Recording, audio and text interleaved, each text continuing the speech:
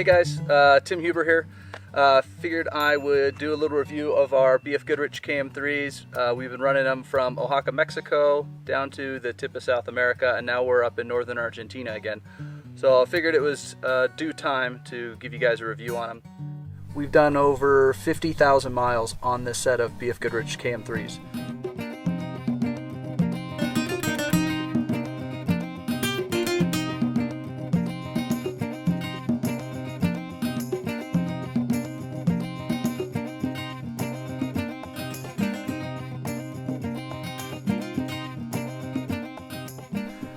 So we figured we'd just tell you our experience with them, what our thoughts are on them. I'm going to compare them to the KO2s, which was our previous tire in this exact size, but I also ran KM2s, several sets back in the day. I've used many other tire brands, Yokohama's, Bridgestone, Goodyear, Toyo, Cooper, I don't know, probably saying the same ones again and again, but I've used a million other brands of tires. The only reason I'm not comparing them to those is it's not fair to compare a brand new 2019 with one from 10 years ago when I used it. Tire technology's come so far. This is not a sponsored video in any way. I'm pretty vocal in saying I teach a tire class. I have for the last 10 years at certain off-road overland events, and pretty confident about saying any modern tire from any well-known brand, as long as you're using one of their top tier off-road tires, their top all-terrain, their top mud-terrain, all tires are really good. I do have a little bit of a bias for BF Goodrich.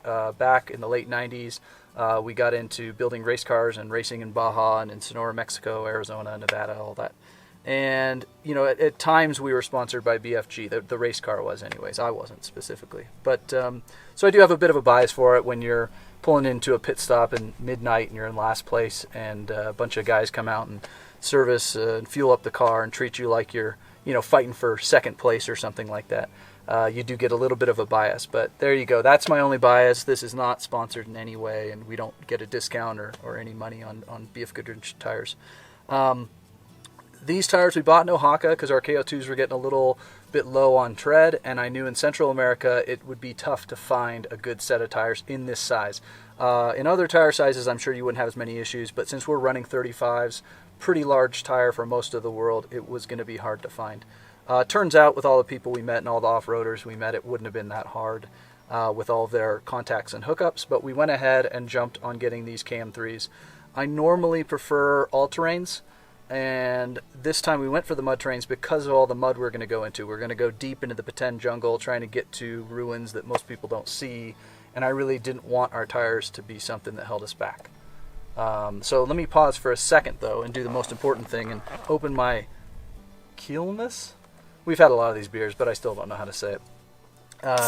So choose your beverage of choice and have a seat and listen to tires. I don't know. Maybe you have nothing better to do today. All right. So we got these tires in Oaxaca. We went with the mud-terrains for two reasons. One, because that was the only tire in this size they were able to get.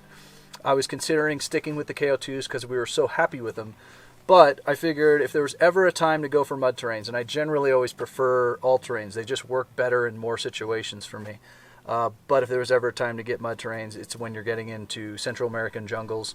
And South America, we headed into the Amazon jungle in Brazil, Bolivia, Peru, and Ecuador. So we knew we were going to be doing a lot of mud. So we went ahead, got the mud-terrains, and just want to give you an idea of how they work for us. In the sand dunes of Paracas in the Atacama Desert, running along beaches for days on end, camping, they've done really well. I do feel like they dig in more than the KO2s. The KO2s had a more tendency to float a little bit on that crust of the sand, and these, being a more aggressive tread pattern, tend to dig and break through that surface. So we've had no issues. We haven't gotten stuck in the sand. We've had to air down a little bit more with these than we did with the KO2s. So that's just something to keep in mind. It's more aggressive tire, and therefore it's probably going to dig a little more. But again, with this large air volume tire like we're running, we haven't had any issues and haven't gotten stuck in the sand. So pretty happy with the sand performance. On road, we haven't done tons of on-road. We've done thousands of miles of road going driving, especially down here in Argentina and Chile. Even in Bolivia, we took some highways that were pretty nice. But for the most part, we've done tens of thousands of graded dirt roads, gravel roads, non-graded roads, low-range driving, that type of thing. And in all these surfaces, I feel like these are the quietest mud terrains I've ever used. Over the life of the tire, when a tire starts getting abused and chunks of the rubber are missing, it gets louder and louder and louder. And my KM2 is always chunked. I feel like that was sort of a problem with BF Goodrich tires of that generation. And so the more the tire aged, the drier the rubber got, the more brittle it got. And the more you took it on rough roads, the more little chunks of rubber would be cut out of it. And the tire would get louder and louder and more out of balance, and you'd have to rebalance them. These tires remarkably have stayed about as quiet as they were new throughout the entire life of them. As you can see, they haven't chunked. There's cuts and slashes and maybe a nick to, a bit of rubber missing here and there. But considering that our truck's heavy, Goose is 8,000 pounds almost. He's got auxiliary fuel tanks and water tanks, and he's carrying enough food and supplies for us for weeks at a time. So he's a heavy pig. And I've seen immensely less chunking than I did on my old KM2s or even the old KO all-terrains before the KO2. So I'm really happy with that. They're the same loudness they've been from new, and I've never had them rebalanced. So 52 or something thousand miles of off-roading through the Americas, and we haven't even gotten them rebalanced. So that's really saying something. So that's been impressive. In wet weather, we haven't had a lot. We've driven immensely in wet weather and in wet roads and all that sort of stuff. But wet weather on pavement, can't really comment to it except to say that in some of these towns on the cobblestone streets, they can get sort of polished, the cobblestones, over hundreds of years, and we've slid around. So we've slid as if we're on ice in towns like Cusco, Peru, and found that we didn't have very good grip. And I think that's possibly due to the fact they're mud terrain, so you don't have a whole lot of siping. So in the wet, they've been okay, but I do feel like my old KO2s did a lot better on wet roads than these. But again, we haven't, tried to do emergency stop braking because we're on a long trip and we don't want to be messing around with the truck too much. We're just trying to drive carefully and safely. In mud, which is obviously the main question you're probably here to try and have answered. For a DOT legal tire that's made to go down the highway, commute to your office, drive 500 miles to get to Death Valley or Moab or wherever you're going to go off-roading, so it's got to be sort of mild in those senses. It does really well. In the mud that we've been in Central America, Mexico, in South America, over the Transpantanel in Brazil, it's pretty often been that type of mud that's like clay, like pottery making type clay mud. And one rotation of the tire on that mud and it's completely packed in. It's like a racing slick. The same thing happened with our KO2. The same thing happened when I've had Toyo mud terrains. When there's that right consistency of sticky mud, it doesn't really matter how aggressive your mud terrains are. The treads are not going to clear. You have to take a stick or a rock and try and scrape out the mud, and even then it can be pretty tough. So a lot of the places we've hit mud, it's a certain type of mud that doesn't really matter how aggressive your tire is, it's not going to clear. And the people we've been traveling with who are on all-terrain seem to slide around about as much as us and get stuck about as much as us. So they have done well in the type of mud that's sort of liquefied enough, if that's the right term, to clear out of the lugs. So any of the soupier mud, they've done really well. They're able to claw through it, dig down, clear out all that mud and keep going.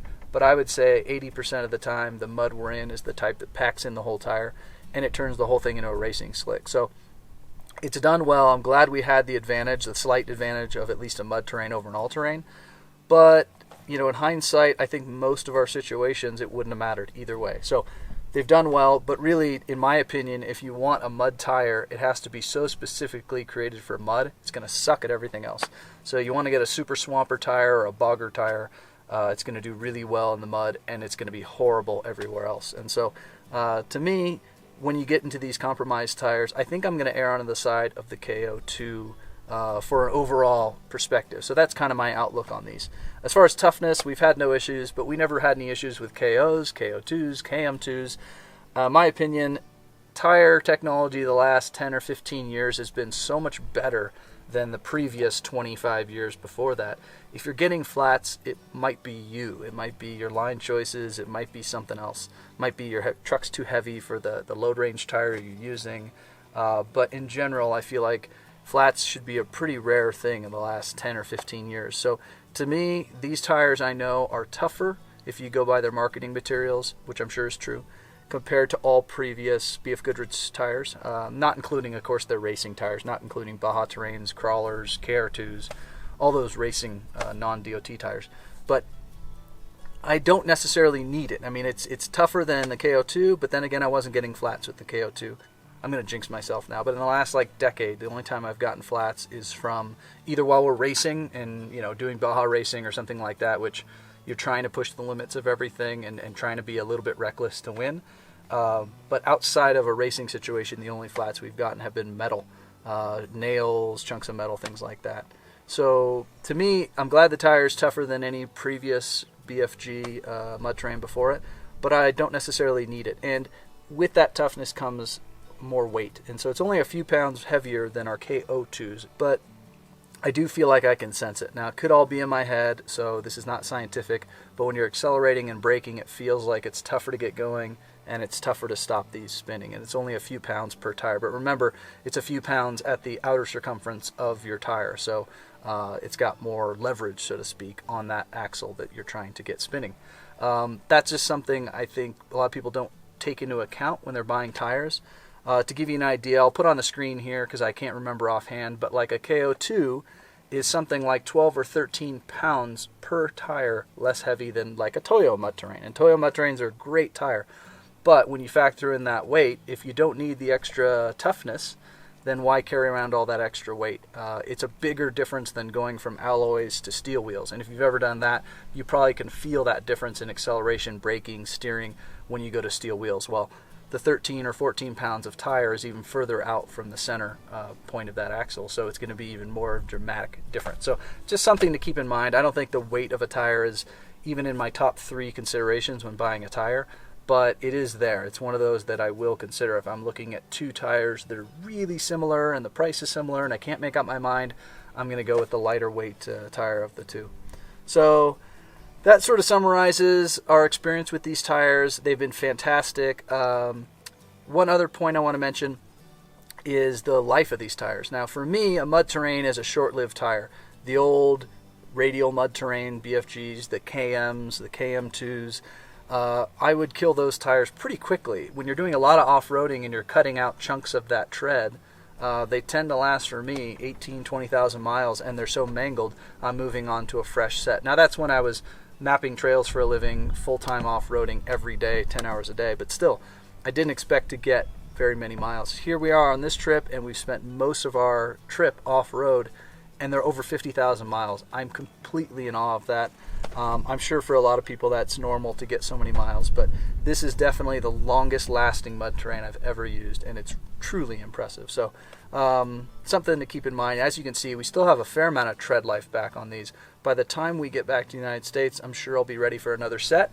And I guess I'd say in summary that the next set, I think I'll go back to an all-terrain. There's been nothing wrong with these, but an all-terrain does the general subset of terrains that we're going to go across better than a Mud-Terrain. So for me, I'm more of an all-terrain guy for overlanding and off-roading and sand and that sort of thing. I would say, look, I do like BFGs. I think they're a great tire, but buy whatever brand that you like. I do think all-terrains are the best choice for a trip like this. There'll be those days that you're stuck in the mud. You might be thinking a Mud-Terrain would have worked better, and maybe it would have if it's the right kind of mud. But in our experience on this trip, all the mud that we've been in has been the type that packs in any tire you're using. So I wouldn't worry too much about it. And I think you're going to get better life out of the all-terrain, better wet weather performance, better sand performance, etc. So for us, it's been a really good tire. So, hey, thanks for coming along and listening to our little rambling conversational review of these tires. Hopefully you enjoyed it and learned something from it. If you want to see more reviews like this, let us know. Please put in the comments what other type of gear and what other type of questions you might have for us and what you'd like us to review, and we can do that. So thanks. Cheers. If you like these reviews and want to hear more sort of conversational reviews about the stuff we use, I'm happy to do it. But, you know, also I'm happy not to. To the Kelsey who's splicing this together.